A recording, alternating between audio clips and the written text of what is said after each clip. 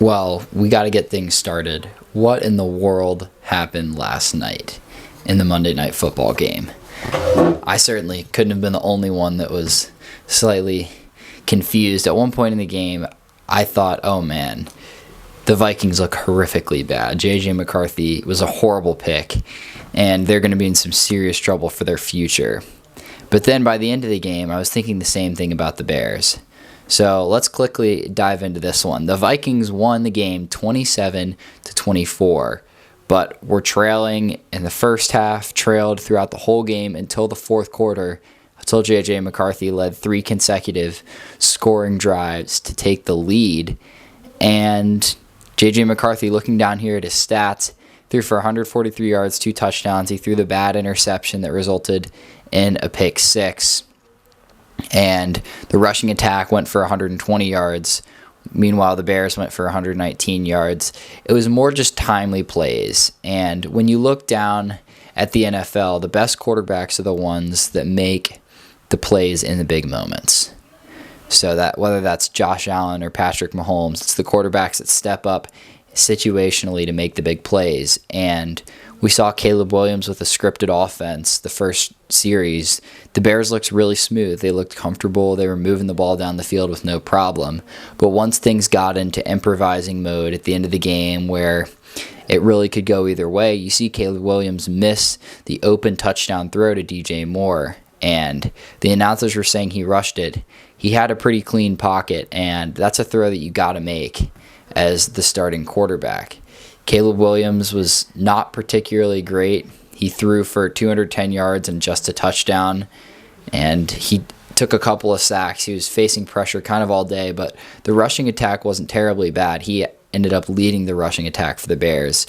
But the Vikings, while looking a little shaky, McCarthy's young. He's got plenty of talent. He's got great weapons. I think the more time he gets under the saddle, or in the saddle, I think the more comfortable he's going to be. And so for the Vikings, not super worried about this one. This is your average Monday night start of the season game where things are a little sloppy. You kind of get things under control and you come away with a win. So you got to be happy. But for the Bears, this is a concerning result. Having a lead, blowing a lead with Ben Johnson, the new coach, it looked like more of the same. I've got a lot of questions about Caleb Williams and even this rushing attack as well. It was shaky, and again, situationally was where this team really struggled. So we'll see on that. Next up in NFL news, there's a trade this weekend. Tank Bigsby traded from the Jaguars to the defending Super Bowl champion Eagles. And this trade honestly just leaves some question marks for the Eagles. The Jaguars ended up getting a 5th and 6th round pick in the 2026 draft, while the Eagles just got Bigsby. And the Eagles already have Will Shipley as a backup running back. So Bigsby playing a backup running back role behind Saquon Barkley and Shipley, it seems like giving up 2 picks might be a bit more of a haul than you'd maybe want to give up as a defending Super Bowl champion. And looking down here at the stats, Bigsby only has 8 career receptions. So he's not the most versatile receiving back. He's more of a downhill runner. And maybe it's a little bit of insurance for Saquon, but again, you already had Shipley, and he's kind of more of a receiving complement to Saquon on the ground. So not to mention the amount of money that Saquon is making from the Eagles. This one just leaves a few question marks in the back of my head. But the Eagles usually do particularly well in free agency and drafting and all the above. So we'll give them the benefit of the doubt here. But if I'm handing out grades, I'd probably give it a B+ for the Jaguars, unloading Bigsby for a couple of picks. He's your backup running back, basically. They've really relied on ETN. And for the Eagles, I think I'd probably give it a C-, C. Well, now let's turn back over to the college football side. A few days ago, the AP poll rankings were dropped, as well as a few places put out their power rankings. And I just wanted to talk about something early in the season. The power rankings and the actual rankings, the AP rankings, seem to be very far off. These two things are not seemingly aligned, and I don't really understand why we do rankings so early in the season for college football. A lot of these teams are unknown.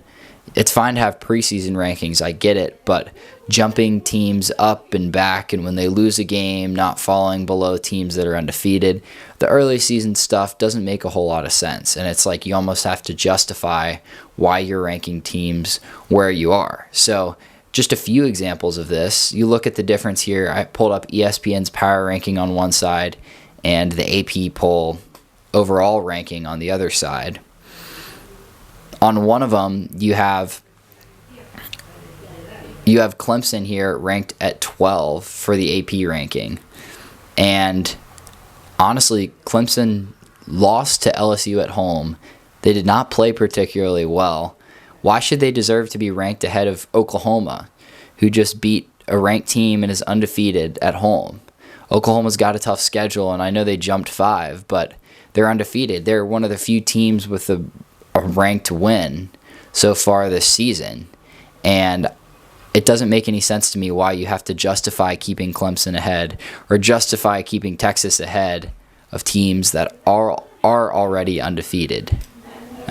As well as that, South Florida, they've also got a pair of, they just beat Florida in Gainesville, one of the most impressive wins of the season so far.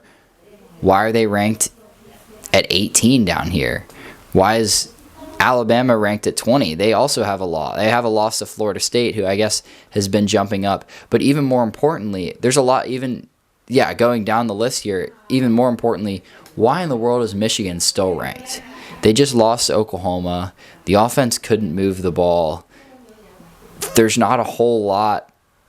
I mean, you look down at this team, there is some upside in the long term with Michigan, but there's still a lot of question marks. There's no problem with keeping them unranked. A team like Auburn, a team like Missouri, a team like Indiana or Utah, those teams are well more established this season so far. And it doesn't make much sense to me why Michigan is still ranked or why we feel the need to rank them. Where's USC? That program's been doing great stuff so far, and they've got a tough schedule ahead. It seems like in a big-name program such as USC, you'd want to rank them. But I digress. Let's get on to the next story. So one story I read this weekend was Ryan Clark, the ESPN analyst, is here on the hot seat for a confrontation on Get Up. So I watched back this confrontation, and it was against another ESPN analyst, Pete Schrager, who was talking about player performance, player motivation, and a few other things on Get Up. And Clark came out and took some pretty aggressive jibes at Schrager for being a non-player. And Clark said something along the lines of, here, I'll quote this, "We shouldn't do this on TV, so I apologize if people think this is rude. That's the non-player in you." And Schrager goes, "Oh, stop, Ryan. Don't belittle me like that." And from the side of a non-player over here, I understand where Clark is coming from, feeling, oh, well, maybe this guy doesn't know what he's talking about. I have experience. There's no need to attack the players like that. I feel like this guy isn't giving a fair assumption, but there's other ways to go at it than to say, oh, well, that's because you're a non-player, you think this way. And, everyone has a different role in sports, and a lot of times the non-players give significantly better insight than some of the players. So some of my favorite reporters and some of the best reporters in sports right now are the ones that were non-players. Brian Windhorst. Look at all the guys that break the news with Shams and Schefter, and those guys are very committed to their jobs, and they do fantastic work altogether. And it has nothing to do with whether or not they're actually players in the sport that they're covering.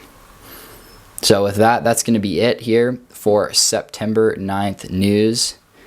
I'll be back tomorrow with more coverage. We're going to try to keep this news going daily, and yeah, let me know if there's any other stories. I forgot to mention, I'm realizing now I forgot to mention tennis. Of course, Alcaraz won the U.S. Open. He's got 6 major titles at age 22.